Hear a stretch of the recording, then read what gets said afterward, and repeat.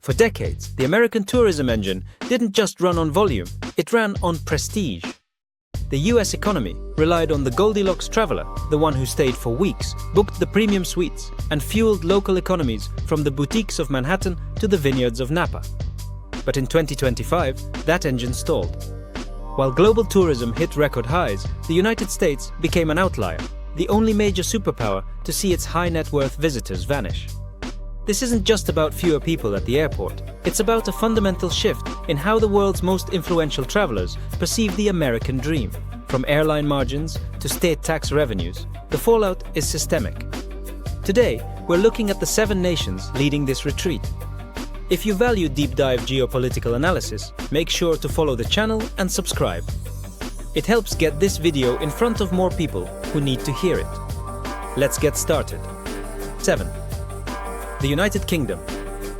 The stalling momentum. In a year where the British public broke all-time records for international travel, one would expect the US to see a windfall. Instead, numbers remained flat. While Spain, Italy and Greece saw double-digit growth from UK tourists, the US market hit a dead end. In the world of travel economics, a stall in a booming market is a silent crisis. British travelers didn't quit America entirely, but they began to treat it as a secondary option. By December 2025, even those steady numbers began to dip as travelers opted for shorter, more affordable and less politically charged alternatives in Europe. The shift in the UK is particularly concerning because of its historical consistency.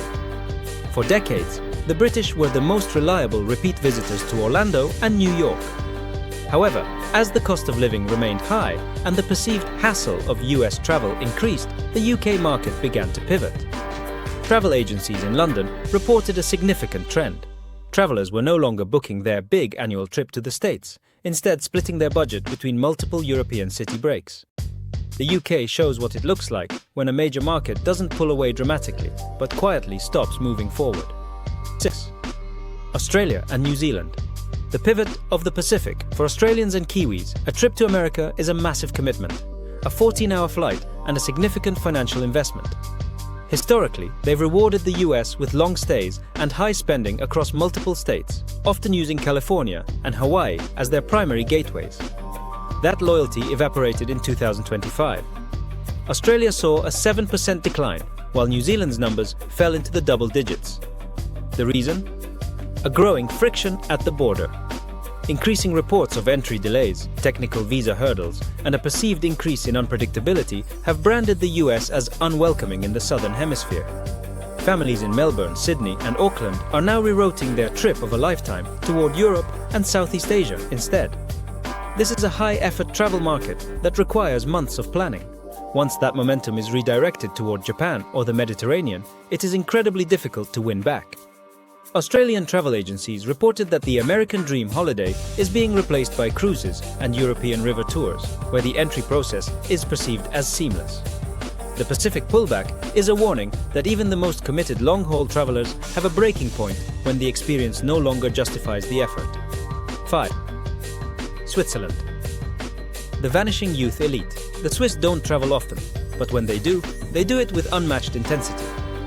They are the backbone of the premium segment, consistently booking first-class seats, 5-star resorts, and luxury shopping experiences.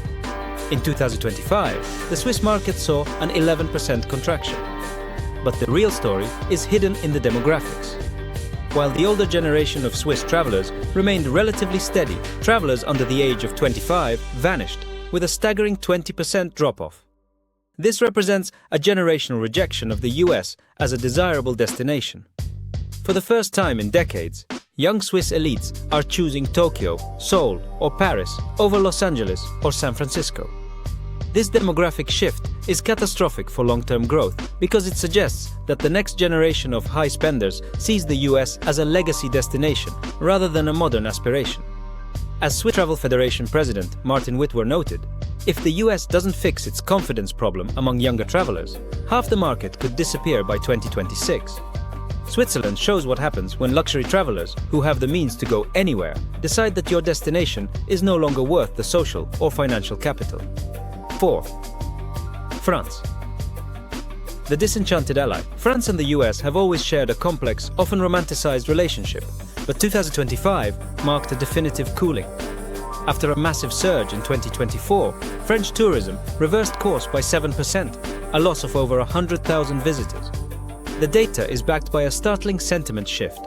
A major poll revealed that 73% of French citizens no longer view the US as a reliable ally.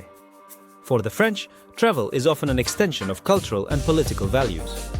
As disagreements over NATO, environmental policies, and the war in Ukraine intensified, the American brand lost its luster in the cafes of Paris and Lyon.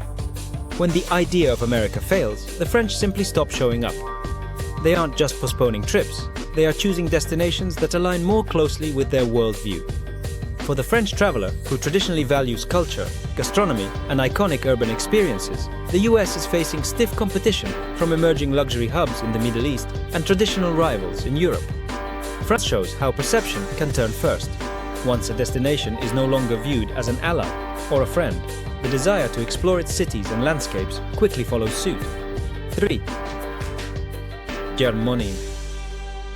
The precision, withdrawal. German travelers are famously the world's most disciplined and predictable planners. Their trips are typically booked months in advance, following strict itineraries and focusing on nature, national parks, and cultural structure. When the German Foreign Office issued updated guidance in 2025, warning that even a valid visa did not guarantee entry due to tightened border discretion, the German market reacted with surgical precision.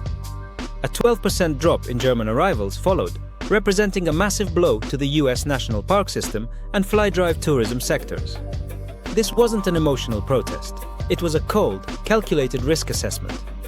If the rules of entry feel arbitrary or the predictability of the trip is compromised, German travelers will take their business to destinations like Canada, Scandinavia, or New Zealand, where the fine print is reliable.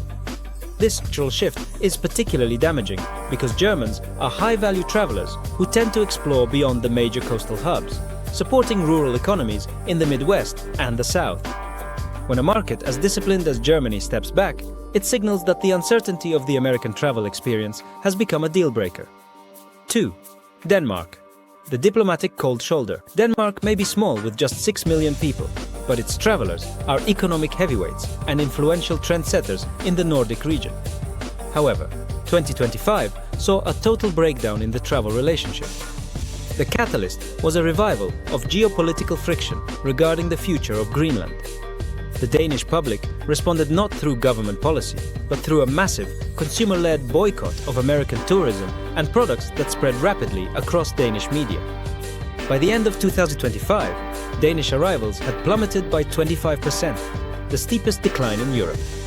This wasn't just a seasonal dip, it was a behavioral break. Denmark acts as a bellwether for the rest of Scandinavia, and the sentiment quickly bled into Norway and Sweden. The Danish traveler, who typically stays longer and spends more per capita than almost any other European, has decided that the political tone coming from the US is no longer compatible with their values. With the Greenland question remaining in the spotlight, this relationship looks like it may not recover in 2026 at all. Denmark proves that even a small nation can send a powerful economic message when its sovereignty or national pride is perceived to be at stake. 1. Canada. The continental breakup, the most devastating blow to the American tourism industry, comes from its closest neighbor and largest customer. Canada is the lifeblood of US travel, but in 2025, the border became a wall of hesitation. Statistics. Canada reported a staggering 28% drop in trips to the US, crashing from 31.9 million in 2024 to just 22.9 million in 2025. This represents nearly 10 million fewer trips in a single year. This wasn't a sudden shock, but a month-over-month erosion that started in the spring and accelerated into a full-scale retreat by December. Canadians aren't staying home, they are decisively changing their behavior.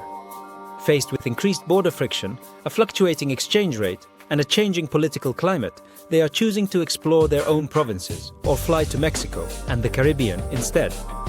This shift is felt most acutely in border states and Sunbelt destinations that rely on snowbird spending.